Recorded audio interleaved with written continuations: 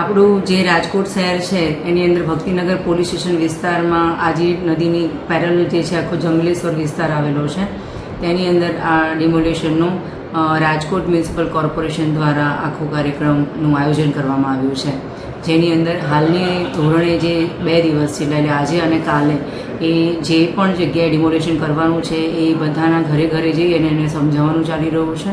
અને એની સાથે જે રાજકોટ મ્યુનિસિપલ કોર્પોરેશનની 7 ટીમો છે, 7 ઝોનમાં એમણે વહેંચી છે, એની સાથે સાથે અમારી પણ ટીમો કાર્યરત છે.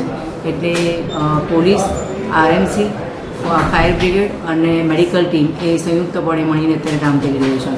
પોલીસની ટીમોમાં અમારી લોકલ પોલીસની સાથે સાથે ક્રાઇમની ટીમો છે, સ્પેશિયલ ઓપરેશન ગ્રુપની ટીમો છે, અમારી ક્વિક રિસ્પોન્સ ટીમ જે હોય QRTs પણ છે, અને અમારી SRPF કંપનીઓ અને SF જે સ્ટેટ જે રેપિડ એક્શન ફોર્સ છે RAF એના બેઝ ઉપર SF જે બનાવેલી છે એ અમારી ફોર્સિસ અહીંયા હાજર રહેશે. ત્યારે જે ફૂટવર્ક જે છે, ફ્લેગમાર્ક જે છે, સવારે આયોજન કરાવ્યું હતું અને અત્યારે સાંજના ટાઈમે પણ એનું આયોજન કરવામાં આવ્યું છે.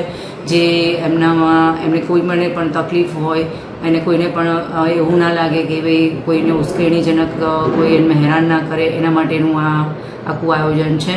શાંતિપૂર્ણ વાતાવરણમાં સારી રીતે આ આખો બંદોબસ્ત કમ્પ્લીટ થાય એના માટેનો આ એક પ્રયત્ન છે. આમાં કોઈની પણ ધાર્મિક લાગણી દુભાય નહીં એની ખાસ કાળજી રાખવામાં આવશે. અને બહેનો અને વૃદ્ધો અને જે પણ બાળકો જે છે એમની સાથેનું વર્તન જે વ્યવસ્થિત રહે એના માટે મોટાભાગે અમારું જે કમ્પોનન્ટ જે છે એ ફિમેલ કમ્પોનન્ટ એટલે કે મહિલા પોલીસનું અમે રાખ્યું છે. ગુજરાત સ્ટેટ તરફથી અમને અલગ અલગ ફોર્સિસ ફાળવવામાં આવી છે. એની અંદર સુરેન્દ્રનગર અને રાજકોટમાંથી પણ પોલીસ અમને મળી છે, ગ્રામ્ય વિસ્તારોમાંથી, અને એ સિવાય અધિકારી જે છે એ જુદા જુદા જિલ્લાઓમાંથી અમને. લોકોને અમારી ખાસ નમ્ર અપીલ એ છે કે જે પણ ડિમાર્કેશન થયેલા છે, ઘણા બધા વર્ષોથી જાણે છે કે આ TP95નો જે રોડ હતો એ રોડને પહોળા કરવાનું કામ છે, અને એક આજી નદી કિનારે જે બ્લોક છે એના પુનર્વસનના પ્રયત્નો પણ ભૂતકાળમાં થઈ ચૂકેલા છે.